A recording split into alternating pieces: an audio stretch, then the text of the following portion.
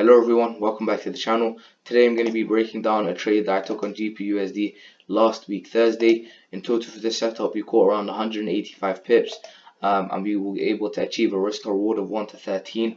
I did post this trade in the signals chat and we did have a lot of our members coming off this trade with some really nice profits.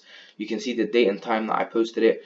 I did actually take this trade. As you can see on the signals chat has grown immensely. A lot of people have chosen to be added to the signals chat. If you want to be added to the signals chat, you can either contact me on Telegram. The link for my Telegram will be in the description, or you can buy it immediately through the first link in the description, which will link you to a website that you can then buy it from. That you can then buy the signals from. So yeah, now that all of that has been said, let me just delete everything off this chart and start the analysis on the weekly time frame, which is where I began the analysis for GU. So what I noticed on the weekly time frame was we had a near perfect weekly order block. This order block is valid because it broke structure to the downside. Right, so if I just draw that break of structure, and then we will now saw the market react from that order block. I didn't actually take this trade because it was just 3 years ago. It formed in 2018.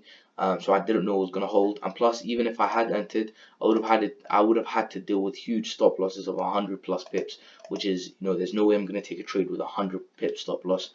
But that doesn't mean it's not useful, because if you go down onto the lower time frames and we just draw that weekly reaction, or the reaction to that weekly order block, and we just get rid of this grayed out zone, we could then use this higher time frame bias to give more confluence to our lower time frame setups. Our sell side setups on the lower time frames have a high probability of being successful trades because of that higher time frame bias for the sells, right? So I noticed this higher time frame bias, and then on the lower time frames, on the 4 hour, I noticed that we were starting to see the first beginnings of our impulse correction and then our impulse back down, right? So this was, if I just take the market back here, you see when I was looking at the market and the setup hadn't really showed, I had our impulse, we had our impulse, and then we had our correction, and then we're trying to catch our impulse back down.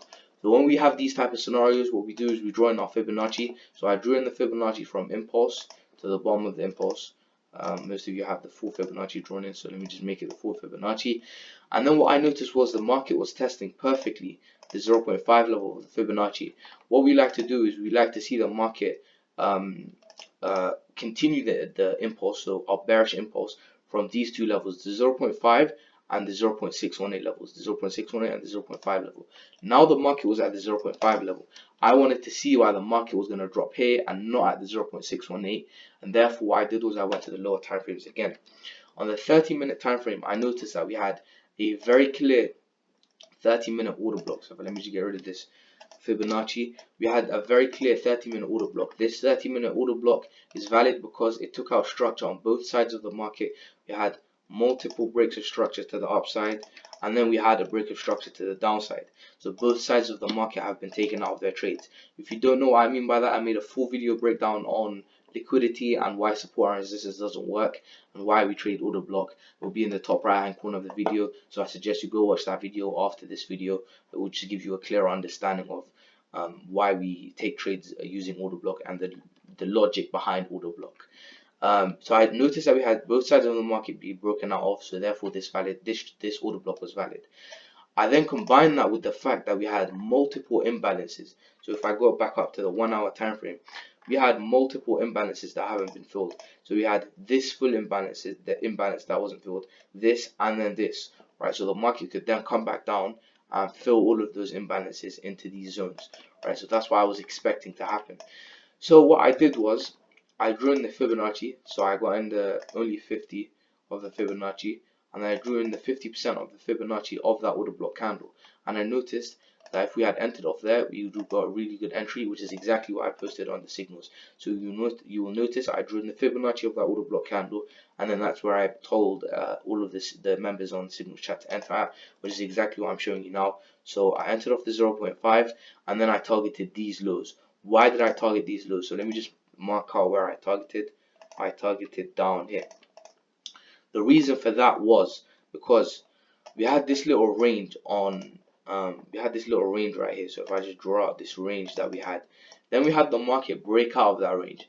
That breakout originated right here. So if I just show you, this is where that breakout originated, or the bullish pressure that allowed that breakout to happen originated down here, and therefore this is the order block that we might see some sort of reaction to, right? Because our trade was counter trend, right? So I didn't want to hold it for too long. So these are the order blocks that are going to hold, and therefore I wanted to take my profits out at this level. I didn't want to hold it for too long, so I chose to set my take profit right at that level, right? So that was the reason why I set my take profit there. Very simple setup. Look for your imbalances, look for your higher time frame bias, and you will see, if I just play this market on the 4-hour time frame, the trade popped off for 170 pips. So if I just show you, there you go. It was a very quick setup, very clean. Stop loss just went above this high, so it was a 1 to 13 risk to reward. So if I just refine it, the stop loss was just above that high. So 1 to 13.5 risk to reward. In total, 175 pips. 185 pips. Very simple setup, very clean setup. We had a good amount of profits coming out of our members, as I said. If you want to be added to the Signal chat, you can either contact me on Telegram or the first link in the description. But yeah, that's about it really. Thank you very much for watching, and I'll see everyone in the next video.